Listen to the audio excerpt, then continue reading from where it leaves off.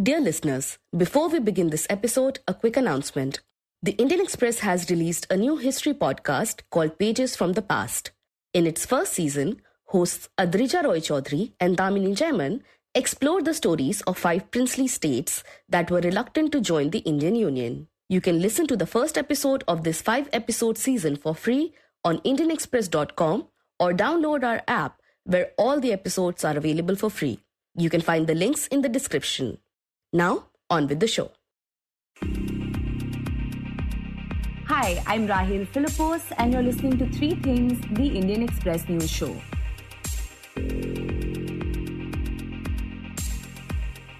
In this episode, we bring you the debates on climate finance to fight global climate change. We will also give an update on Iran, which scrapped its morality police units after large-scale protests triggered by the death of Mahsa Amini.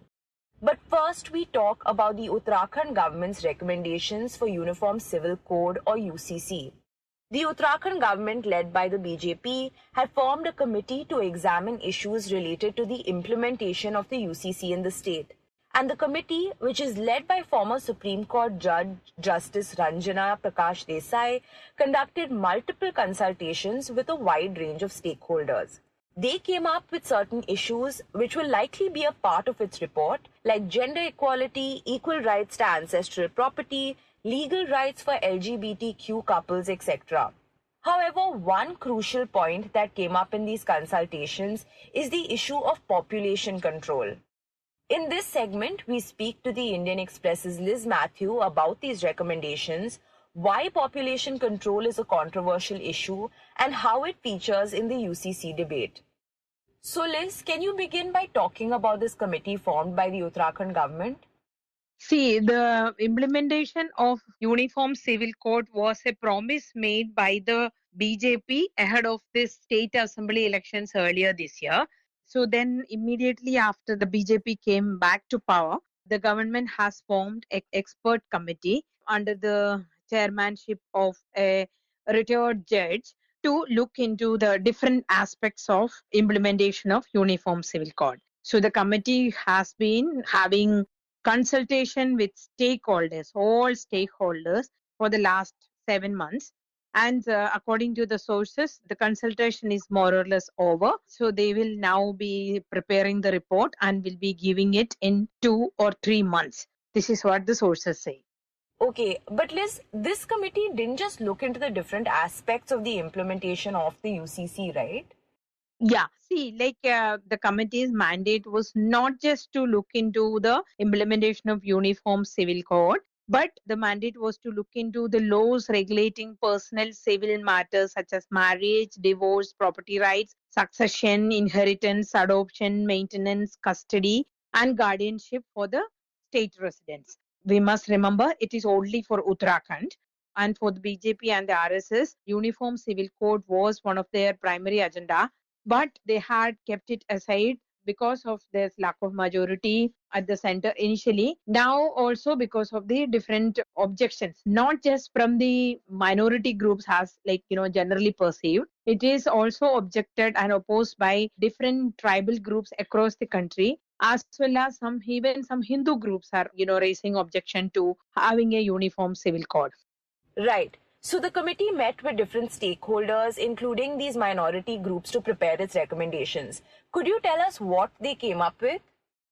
So the committee has been having meetings with religious groups, NGOs, social, other common citizens, tribals, other, different community representatives, etc. for the last few months. Now, according to the sources, they have different suggestions. Many of them look like, very liberal suggestions from the citizens, they say. For example, they say, contrary to the general perception that it is on the religious lines or look into the religious angle, the committee member and the members and the sources say that it is not. It is more into ensuring gender equality. For example, the main suggestions or proposals came from the citizen. According to the sources were raising marriageable age of women into 21. Basically they say that a girl should be able to at least complete the graduation before she gets into marriage and related, people looking for alliances and all. It should be only after completing the graduation. And there is equal rights for daughters in ancestral properties. As we know, even Hindu Succession Act also, there are issues among the Hindu community as well as even minority communities about the equal rights for the ancestral properties for girls also. And, interestingly, it is also talking about legal rights for LGBTQ couple and registration of living relationship. These are the prominent suggestions. But, the one which is going to be controversial and also it would look like a backdoor entry for is the issue of having uniformity in the number of children a couple can have. It could lead to a controversy. And can you tell us why this issue of limiting the number of children a couple can have became controversial? So the ideology parent of BJP has been talking about the population policy, but there is no such effort directly from the government for that.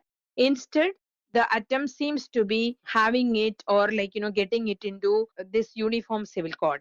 As we know, the BJP has already announced Uttarakhand is on now, and Gujarat and Himachal, both two states that where the counting of vote will be taking place on December 8th. There also BJP has announced that, and Madhya Pradesh government 2 days before the chief minister has announced that he will also have a committee to look into these aspects. This population policy reiterated by RSS Sarsang Chalak Mohan Bhagavat in his Vijayadashmi speech in October this year. समाज बड़ा विशाल है, कुछ लोग उससे भी डरते।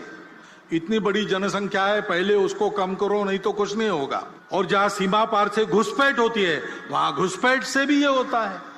उस संतुलन का भी ध्यान रखना देश हित की दृष्टि से अनिवार्य बात है और इसलिए जनसंख्या की एक समग्र नीति बने, वो सब पर समान रूप से लागू हो, एक बार बनने के बाद किसी को छूट न मिले और समाज इसको स्वीकार कर ले, इसलिए उसके लिए मन बनाकर उसको लाया जाए, इसकी आवश्यकता है। So this uniformity in number of children will be one main agenda of this uniform civil code implementation process also, it looks like. Right. So Liz, you mentioned how BJP-led governments in different states like Gujarat, Himachal Pradesh, etc. have said they will also look into implementing the UCC. But this will mean amending the constitution, which makes it an issue for the central government. And the last law commission, which advises the government on legal reforms, had said that a UCC is neither necessary nor desirable at this stage in the country. Now, considering this, could you talk about what the central government is doing about these plans of implementing the UCC in the country? Yeah, that is the interesting part. That is where the politics come. Because UCC, Uniform Civil Code, has already become a contentious issue because of the minorities opposed, the Muslim community leaders opposed, and even tribals opposed. So what they are now trying to do, interestingly, it is constitutional amendment. The states cannot have it, and this should be through a proper constitutional amendment from the center. So now with these committees in the party rule state and pushing for it, the Home Minister already has said that although there is no obvious move from the center to bring in a law or bring in a constitutional amendment, Union Home Minister Amit Shah has recently said it is like his comments were like not only the BJP, the Constituent Assembly also advised Parliament and states that UCC should come in the country at an opportune time. For any secular country, laws should not be in the basis of religion. If a nation and states are secular, how can laws be based on religion? देखिए, uniform civil code निश्चित रूप से भारतीय जनसंघ से लेकर Bharatiya Janata party की हमारी यात्रा का, आज तक की हमारी राजनीतिक यात्रा का एक वादा रहा है देश की जनता से।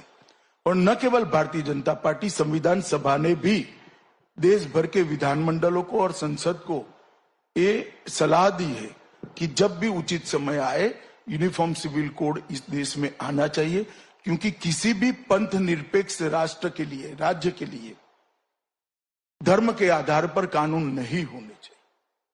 अगर राष्ट्र और राज्य पंथ निरपेक्ष है तो धर्म के आधार पर कानून कैसे हो सकते हैं? And also his hint was that, once the states are implementing, the center will be forced and there will be a pressure on parliament also. So in a way, they are trying to bring it in parliament also. They're basically paving way for constitutional amendment at the center. That is what it looks like now.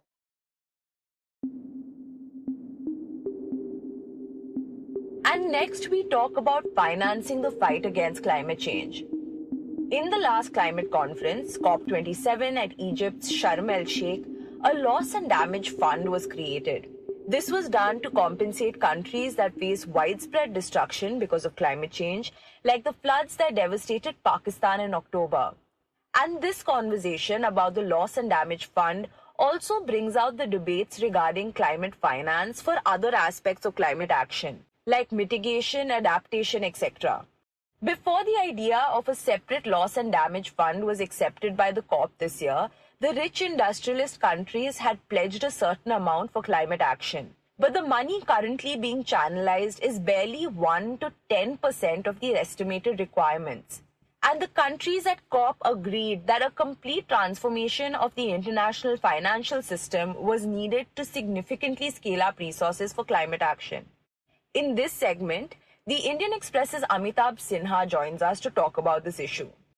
Amitabh, can you first tell us about the quantity of money the world needs to fight climate change?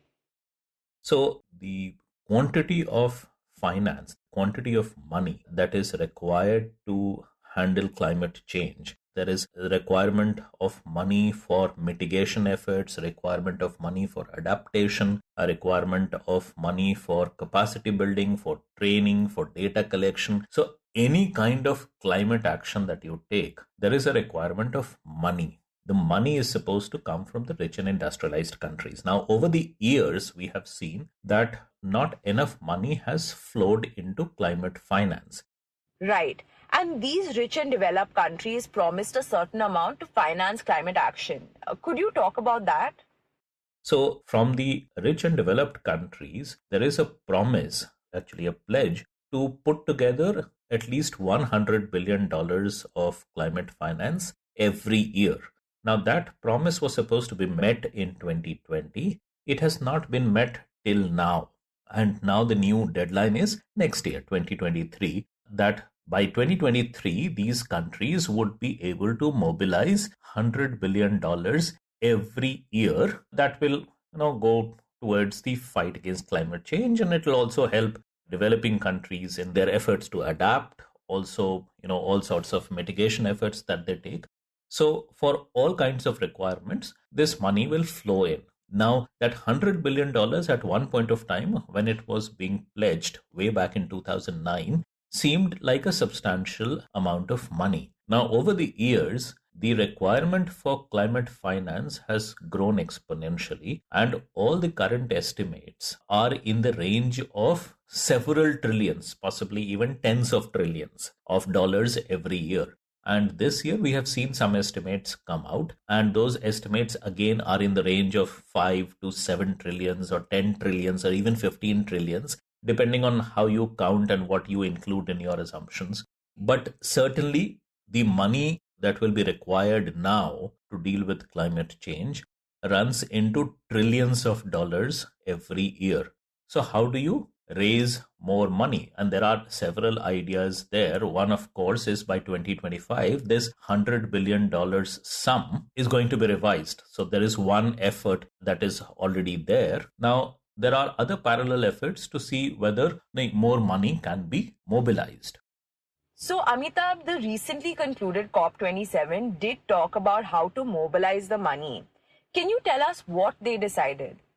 So one of the decisions there in the COP27 text is to look for avenues for mobilizing more money, right? And towards that end, the countries have agreed that there is a need for a complete overhaul of the international financial system itself, so that it becomes much more sensitive to the climate objectives. And therefore, the international financial system, which includes, institutions like World Bank and IMF, also all sorts of multilateral development banks, bilateral funding agencies, lots of donor agencies that exist. So the idea is the call is for these institutions to also align their priorities with the climate objectives. And can you talk about the kinds of ramifications this decision may have for India? See, there are no direct ramifications of the COP27 decision. The idea is to generate more money. And where is this money going to come from? Now, if it was an ideal world, all the money is supposed to flow from the developed countries. That is the climate architecture. That is what every country has signed on to under the International Climate Architecture, the UNFCCC. Under that architecture, all sorts of money is supposed to come from a set of rich and industrialized countries. And these countries have been named in a list, so we know exactly which countries these are. But just for the sake of brevity, we just refer to them as the rich and industrialized countries, but mainly because these are the countries mostly part of Western Europe, America, Japan, Australia, Canada, basically those countries. If things had moved on ideally, this is how it should happen. Now, clearly, that's not going to happen. This is the real world we are dealing with. Obviously, they have completely failed in their commitment to provide money as is required of them all over the years. Now, climate change is not going to stop because some countries have not been fulfilling their commitments. The idea is that every country will have to, sort of also look for other alternatives while keeping the pressure on these countries to continue to provide whatever they can. And the very likely scenario is that the additional money, a lot of burden will have to be passed on to common people like us through things like carbon taxes. Okay, and Amitabh, can you explain to us what carbon taxes are? Carbon taxes is a concept that is not new. It is already being imposed in many countries, including India, way back, at least 10, 12 years back, or certainly about 10 years ago. The government imposed, say, a certain amount, initially just 50 rupees per ton of production of coal. Then later on, through subsequent revisions, it went up to 400 rupees per ton of coal that was produced. Now, 400 rupees was supposed to be put in a fund that was called Clean Coal Fund. I don't know what exactly is the rate right now, but it must be either at 400 or more than that. Now, that fund actually grew in substantially, and it has been used for a lot of things, mainly in clean energy initiatives. But that kind of carbon taxing, now, that is happening across the world in different ways. Probably, and very soon, not very far away, there would be other carbon taxes also being imposed. For example, on petrol and diesel, and that will be eventually passed on to the consumers, at the individual level. Also, some sort of corporate taxes that are levied to generate more finances, to generate more money for fighting climate change. Again, those corporate taxes will have some sort of filtering down impact on the consumers. So what I am trying to say is that the money has to come from somewhere, and more likely than not, a lot of money would have to be generated at the local level depending on what kind of actions a country decides to take. And if it has to be generated at the local level, then obviously, common people, individuals like you and me would also be impacted. Right. So, Amitabh, these impacts will also be felt differently by different countries, right? Even though climate change affects people and countries equally, but countries with more resources will have a better chance of fighting this. Yeah, so the impacts of climate change, that's not going to make any distinction whether the economy is large or small, whether the country is in Europe or in Africa, or whether it's a developed country or an underdeveloped country. I mean, the weather will do what it has to do. And that's why you see the rich and developed countries getting equally impacted by climate change as other countries are. But what the main distinguishing feature is your ability to cope, how resilient you are. And therefore, that's where the difference comes in. A small island state, for example, like Marshall Islands, for example, or Tuvalu, or, nearer home, Maldives, or even Bangladesh. Either they are very small and can be entirely wiped out in a major natural disaster. A country like Maldives, for example, would go under the sea entirely. The entire country, it would be off the world map because of sea level rise. So they face a much graver kind of a situation, either because they are very small and are at the danger of being wiped out, or because they are small, also they have lesser capability to cope up. And one of the things that is the most important in the ability of any country to cope with climate change is obviously money, because that's where you require money to adapt to climate change, make yourself much more resilient, right? How do you do that? For example, you can set up early warning systems so you know ahead of an impending danger, and therefore you can prepare yourself. Like we have an early warning system for tsunami and cyclone. Every year we save thousands of lives and also huge amounts of property because we have a very effective early warning system installed. And also we have a response mechanism that reacts to that early warning system so that we can evacuate people, take them to other places. Also, we have strengthened our coastlines. We have created shelters. We have systems wherein we can pull out people and then get them back. So all those kind of things. Now, this system that has been created obviously requires some amount of money setting up. Also, it requires some amount of money to run it every year, right? Now, India can afford to, and India can do that fairly well. And most of the other countries in the developed world, they are also able to do that. But half the world, more than 50% of the countries, do not have an early warning system. No amount of money that you spend is going to prevent an island from going under if the sea level rises by a sufficient amount. So that's a separate case. But there are lots of other countries who, if they spend a lot of money, probably are able to deal with climate change in a more effective manner than countries who do not have those kind of resources.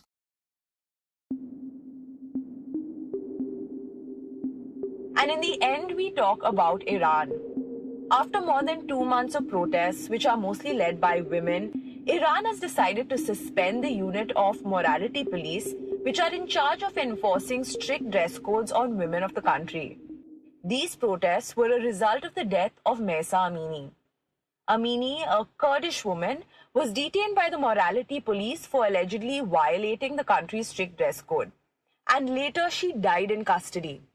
While her family and later millions of protesters said that she was killed by the morality police, the Iranian government said she died of natural causes.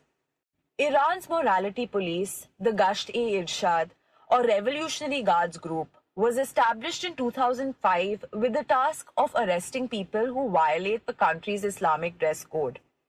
As protests against Amini's death grew in the country, the international community joined in to condemn Iran's regressive policies and counter-offensive approach to tackling protesters.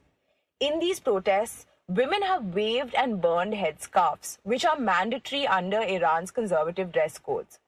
The protests are being considered one of the boldest challenges since the 1979 Islamic Revolution. Iran's morality police took strict action to curb the protests, leading to the death of hundreds of people, according to unofficial estimates. On November 29th, an Iranian general acknowledged that more than 300 people have been killed in the unrest surrounding the nationwide protests, giving the first official word on casualties in 2 months. After 2 months of protests, the country decided to suspend the morality police. On Saturday, Iran's Prosecutor General Mohammad Jafar Montazeri said the morality police had been quote-unquote closed. Montazeri said, and I quote, "The judiciary continues to monitor behavioral actions at the community level," unquote. But he provided no further details about the state of the force or if its closure was widespread and permanent. Dear listeners, a gentle reminder about our new history show, Pages from the Past. Kindly click on the link in the description to listen to the first episode for free on our website or download our app where all the episodes are available for free. Before we end today's show, here is the trailer of Pages from the Past. Before 1947, India existed only as an idea. An idea that was eventually made possible with the help of people like V.P. Menon and Sardar Vallabhbhai Patel, who convinced over 500 princely states to join the Indian Union. Places like Jaipur, Gwalior and Mysore, which we now consider an integral part of India. In fact, it would be hard for us to imagine these places outside the map of the country. But convincing these princely states was not always easy, and not everyone was willing to join the union and be part of the dream that our founders were envisioning. There were actually 5 princely states that were reluctant to become a part of India. Travancore, Hyderabad, Jodhpur, Bhopal and Junagadh. All of them were reluctant. I am Adrija Roy Chaudhary and this is Indian Express's brand new history podcast, The Pages from the Past. In our first season, The Reluctant Princess, we bring to you the stories of these 5 states and how they came to be a part of India. You can listen to the first episode for free on theindianexpress.com or wherever you get podcasts. It will be released on the 1st of December. You were listening to 3 Things by the Indian Express. Today's show was hosted by me, Rahel Philipose, and written and produced by Utsa Sarmin with the help of Anwiti Singh. It was edited and mixed by Suresh Pawar. If you like the show, then do subscribe to us wherever you get your podcasts. You can also recommend the show to someone who you think will like it, share it with a friend or someone in your family. It's the best way for people to get to know about us. You can also tweet us at Express Podcasts and write to us at podcast@indianexpress.com.